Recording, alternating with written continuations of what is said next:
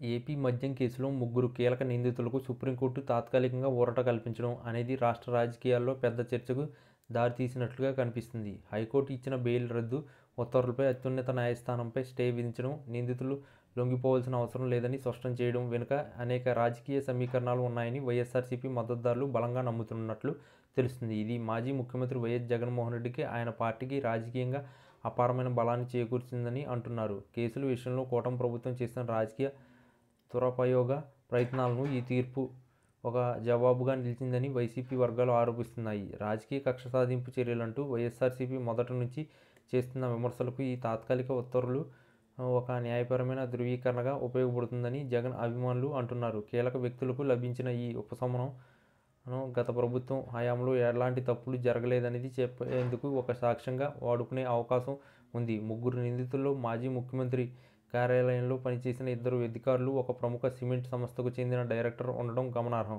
వీరికి ఉపశమనం లభించడంతో ఈ కేసు మొత్తం కేవలం రాజకీయ ఉద్దేశంతోనే నడుస్తుందన్న వాదనలు మరింత బలం చేకూర్చిందని వైఎస్ఆర్సీపీ నేతలు చెబుతున్నారు. సుప్రీంకోర్టు ఈ కేసులో నిందితులను జైల్లో ఉంచాల్సిన అవసరం ఏముందని ప్రశ్నించడం, విచారణ ఆలస్యమయ్యే అవకాశం ఉన్నందున బెయిల్ కొనసాగించాలని పరోక్షంగా సూచించడం వంటి అంశాలు జగన్ వర్గానికి పెద్ద ఊరటగా మారాయని సమాచారం. హైకోర్టు బెయిల్ రద్దు చేసిన అత్యున్నత న్యాయస్థానం దాన్ని నిలుపుదల చేయడం, తదుపరి ఉత్తర్వులు ఇచ్చే వరకు నిందితులను లొంగిపోకుండా కాపాడడం అనేది కూటమి ప్రభుత్వానికి న్యాయపరంగా ఎదురు దెబ్బ తగిలిందని వైసీపీ విశ్లేషిస్తుంది. ఈ తీర్పు ప్రజల్లోకి బలంగా తీసుకెళ్లడం ద్వారా తమ నాయకుడిపై, మాజీ అధికారులపై అక్రమ కేసులు బనాయించి వారిని వేధించాలని చూస్తున్నారనే సందేశాన్ని ఇవ్వడానికి ప్రయత్నిస్తున్నారని పరిశీలకులు భావిస్తున్నారు. మద్యం కుంభకోణం విషయంలో వైఎస్ఆర్సీపీపై ప్రతిపక్షాలు చేస్తున్న విమర్శలకు, రాజకీయ ఆరోపణలకు ఈ న్యాయపరమైన పరిణామం కొంతవరకు బ్రేక్ వేసినట్లుగా అనిపిస్తుంది. కీలక వ్యక్తులను అరెస్ట్ చేయడం, వారిని జైల్లో ఉంచడం ద్వారా మాజీ ముఖ్యమంత్రిని ఇబ్బంది పెట్టాలనే వ్యూహానికి ఇది తాత్కాలికంగా అడ్డుకట్ట వేసిందని జగన్